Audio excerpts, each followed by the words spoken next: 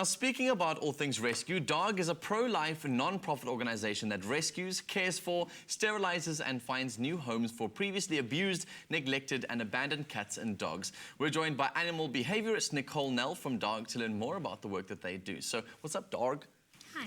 My first joke of the day, Nicole. So I'm really proud of myself. I've been restraining myself the whole show today, but it's finally out there, so we can do that. So, Nicole, DARG do incredible work, and of late, my parents just adopted an abused animal, and it's quite a lot of work to go through in terms of screenings, etc. And it's really sad to see how many of our dogs are being abused. But before we get into those sort of stats, DARG, DARG, what does that stand for? Stands for Domestic Animal Rescue Group.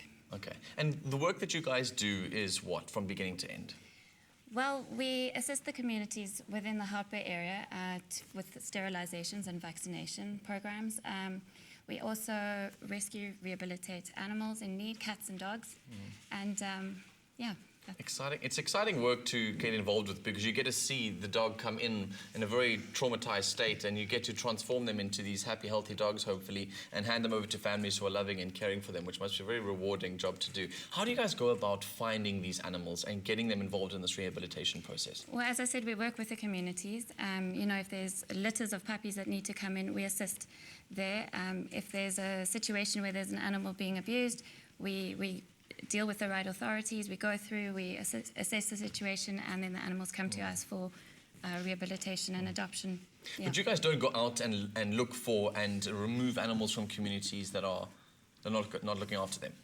No, look, we work with the communities. You know, if there's somebody that needs help with their pet, or if they've seen something going on that's unsavory, the animals will come to us.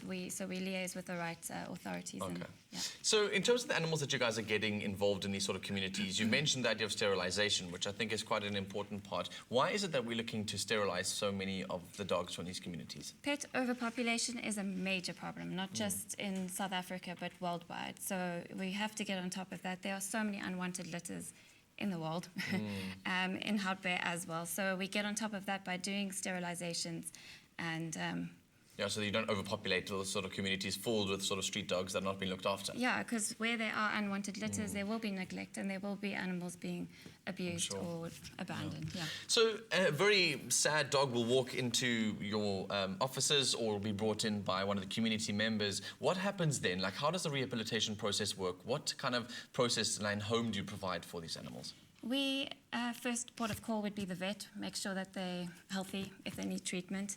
Then we assess them. We do a full behavioural assessment. We see if they're going to be suitable for a home environment, let's say with another dog or a cat, or if they're child friendly. And then once they've been through that, then yeah, we make sure they're happy and comfy. Well, let's talk about that happy and comfiness. What kind of facilities do you have at DARG that...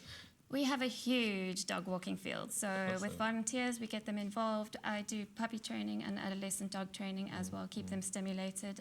We play games with them. My dog walkers walk them, exercise them. We go for off-property walks. Awesome. And do you get these dogs ready to go into families, or is it just an end process of rehabilitation that ends there? So it's the idea of preparing them for families? Yeah, we prepare them for homes. We prepare them for a home environment and expectations thereof. So how do I go about coming to get one of these dogs, or is there a process that needs to be followed, and why should we adopt animals as opposed to breeding our own or going to go buy a dog? There's so many in the world. Okay. There are so many unwanted pets, and we're sitting with about 300 animals in our care. So, you know, I always say to people, adopt first before you buy. Okay, and it's a very important way to, obviously, like you said, reduce the number of dogs that are roaming the streets, and also they're getting a whole new lifestyle. You get to provide a life for a dog who potentially was abused before and has been given this whole kind of rehabilitation, and your family could be the new life that they get to give. So it's really cool to see. Yeah. Nicole, thank you so much for joining us in the loft and for sharing this amazing news. I hope people can go out and donate. Yes, donate, volunteer, come adopt from our facility. By all means. Awesome. And just come and see these beautiful animals, and hopefully they will touch your hearts like they have ours right here on Afternoon Express. We're taking a short commercial break. Afterwards, we're getting an update on the fault fire situation across the Western Cape with the head of fire and life safety in Cape Town. Don't go anywhere.